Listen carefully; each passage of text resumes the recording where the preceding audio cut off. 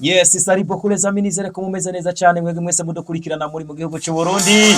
Nizere ko neza ko mumeze neza cyane mwege mwese mudukurikirana muri mu makungu. Nitwa Suleiman niyo nkurani muri Utamu Podcast. Nkaba nongeye nagarutse naje. Abari bazi ko ntazogaruka ariko nongeye kugaruka meze neza cyane ijwi riraturika mezami.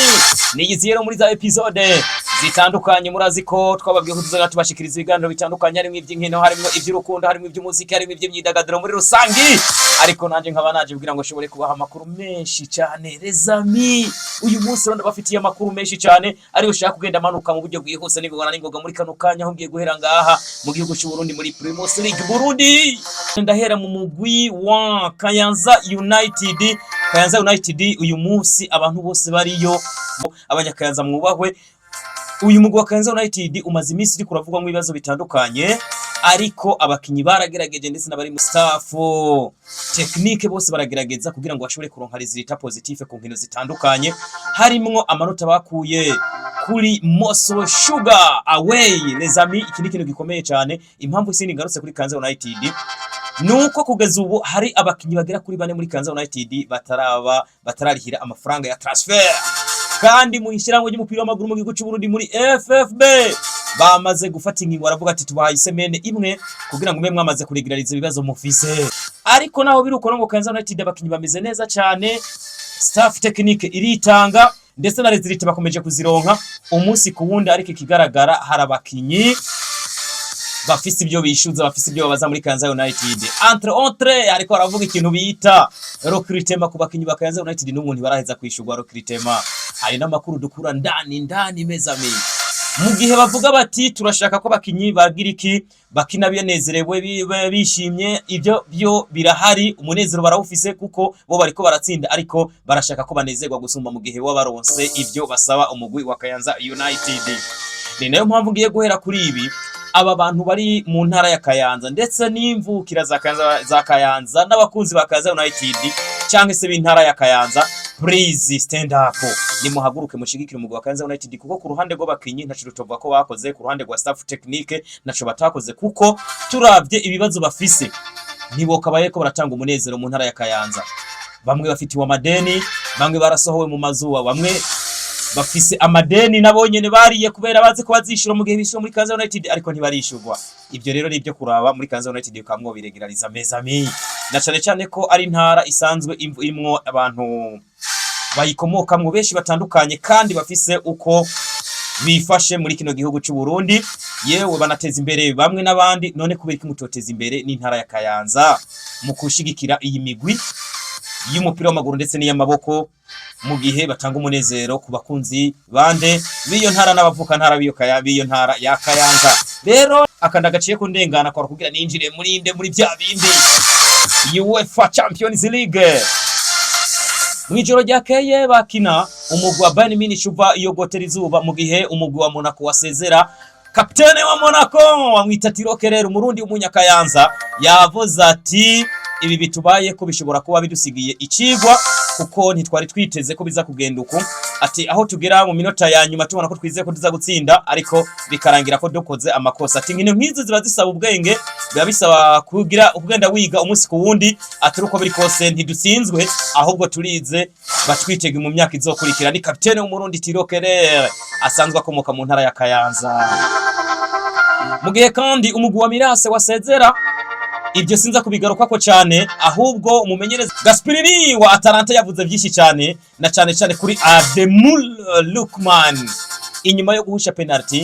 Bamwe bamuteye ibyatsi bakunzi ba Atalanta mu gihe umuvandimwe umumenyereza yavuze ati uyu niwe mukinyi wa mbere dufise muri Atalanta azi gutera penalty. Niwe mukinyi wa mbere nabonye mubona amenyereje bose azi gutera penalty kuko yahujije penalty. Rero n'ibintu bishika ati ibyo rero twe twabyakiriye nibisanzwe. Ubwo nyene abavuye muri UEFA Champions League ntibaburi ngene bagenda bisigura babyakira kumweka aha ukuna kuriya. Mu gihe Bayern Munich yo yaronka itike uwo bita Fesa Company n'abakunzi biwe bavuze ati sebo atariko ukeneye kuzokosora byinshi na mwarijya bivugwa yuko ashobora kuzohura n'imigwi bikomerezwa hariya muri kimwe cy'umunani gishiri cyanyuma tombora ikazoba ku munsi wa gatanu. Mugabo amakuru hari imigwi nka FC Barcelone n'umugwi wa Liverpool ziri ngaho. Turindire turabere ko bizogenda muri tombora hanyuma tuze tubabwira uko bazoba bacakirana nuko nahiyo inkino zizotangura gukinirwa neza na neza byose tuzobibabwira ngaha muri Utamu Podcast na cyane muri Legend Sport. Hambavu yaho munyemerere simbire ku nkino zitekekanijwe kuri uno munsi aho baza kuba bakina Dortmund n'umugwi wa Sporting Club abaza gukinira kuri Isigina Iduna Park Stadium. Isigina Iduna Park Stadium baraza gukina umugwi wa Dortmund ufise impamba y'ibitsindo bitatu byumvikana ko bigoye kuvuga ko umugwi wa Sporting Club ushobora kuza kwigenza neza imbere y'umugwi wa Borussia Dortmund. Mirukino roza kuba igihe cy'isa 1:45 mu gihe kurundi ruhande baza kuba manuka mu kibuga umugwi igihe cy'isaha 4 bayita PSG Paris Saint-Germain. Abakunzi bayo mu manuke Brest rero bakaza kuba bakina mu gihe umugwi wa Paris Saint-Germain bigenje neza mu rukino rwa mbere aho batsinze ibitsindo 3-0. Ese no munsi niko baza kubibandanya turaza kubirabira hamwe turaba ko biza kuba bigenda kuri Parc des Princes ku kibuga cyande cha Paris Saint-Germain les amis. Icyitezwe nico mumenyereza wa Paris Saint-Germain ashobora kugira rotation kuko baravuga ngo nimba urukino rwa mbere yari inkino za mbere yari igenje neza pourquoi pas ubu adashobora kugira adashobora kugira rotation ku bakinyi akazana abandi batari bakinye muri match cyangwa se muri matchare birashobora gukunda. Ariko gusa abantu baranavuga bati bishobora kuba byo babibi kuko nka Monaco nimba yavuyemwo ekipe zo mu Bufaransa zishobora kuzoba ziteko zirigenza neza muri UEFA Champions League nko mu gihe Brest yozi kagombora umugwi wa PSG. Hari umugwi witwa Juventus turuza kubukina n'umugwi wa PSV Eindhoven. Urukino rwa mbere rwarangiye ibitsindo 2-1 Juventus itsinze ariko baraza kuba bakinira away bari bakiniye muhira mu Butaliyano baraza ko bari mu Hollande. Ese Juventus turiza kwigenza gute? Abantu baravuga ngo inyuma yo kwitwara neza batsinda umugwi wa Inter de Milan muri championa yabo Serie A cyangwa Serie A bitezwe ko baza kuba bigenza neza n'ubundi no muri Champions League kuri no mugoroba igihe cy'isaha 4 z'ijororeza mibundi bakabandanya muri kimwe cy'umunani gishiri cyanyuma. Birakunda affaire à suivre.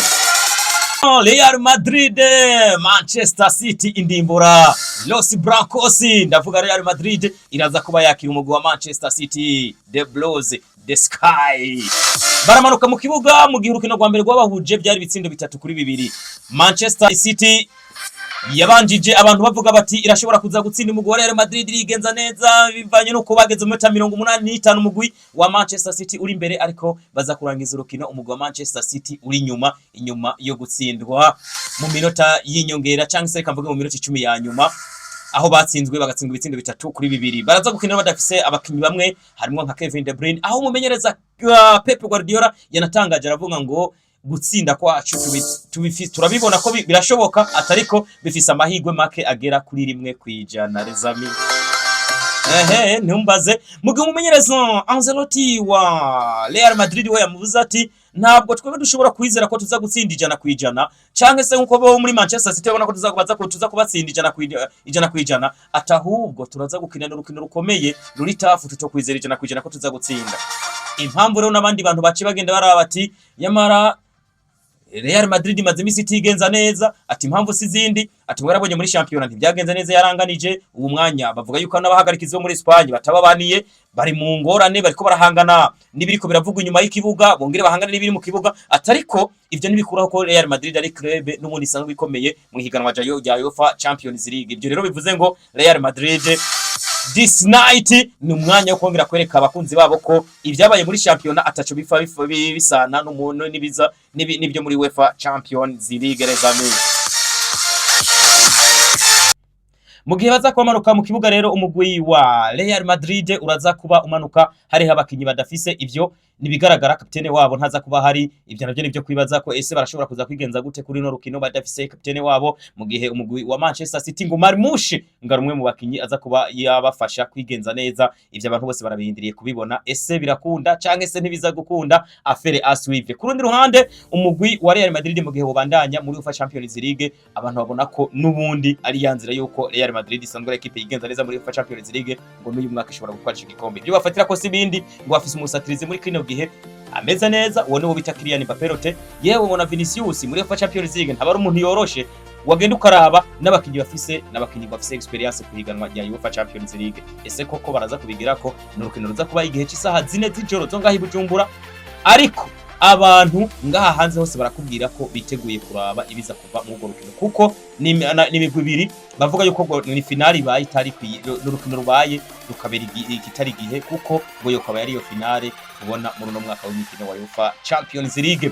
Ku rundi ruhande bamwita Javier Tebas yabwiye Real Madrid ati mukire birarura, ikintu kitwa cyo guko mwiyumvira ko muzoja gukina irindi higanwa ati biragoye, ati burya hari amategeko agenga imigwi yo ngaha mu gihugu ca Espagne, ati burya bategereza harimo itegeko rivuga yuko bategereza gukina amahiganwa yo muri ico gihugu. Ese bazokinira ihe higanwa ngo badakina ngo muri Espagne? Ivyo ngo ntibikunda, ngo nivyo bivugisha. Hari n'umuntu twariko turaganira mu mwanya ntaraza kuri mikro arambwira ngo Real Madrid niyo club ifise dictature cyangwa se ikintu bita umukazo na cyane cyane ku barongozi bayandi maklebe, ku barongozi b'amafederation, ku barongozi bafise ibyo barongoye mu nkino, ati Real Madrid niyo bifise. Ubundi nawe aravuga ngo Real Madrid niyo club igora itigere yakira ibiba byayibayeko. Revre nibyo harabaye amakosa ku muhagarikizi wabo na yahagarikiye urukino bakinye muri weekend, ndetse binavuga ko yashobora gufatirwa n'ibihano, atariko ntibikwiye ko bari guca baja hejuru bavuge ibintu byinshi. Newe hari n'umukinyi wa FC Barcelona Lamine Yamal yacijemwe aravuga ngo burya guhagarikira ati ni ibintu bigoye, wewe uri kurahagarikira urukino no munsi ubutari karakina arakuraba n'uri karakina akakuraba, ati bivuze ngo akazi ko guhagarikira urukino nakazi kagoye. Les amis, biraza kugenda gute muri UEFA Champions League? Ni muri no joro muze kubana natwe. Analyse après match ziraza kuba zihari, analyse turaza ko tuzifise.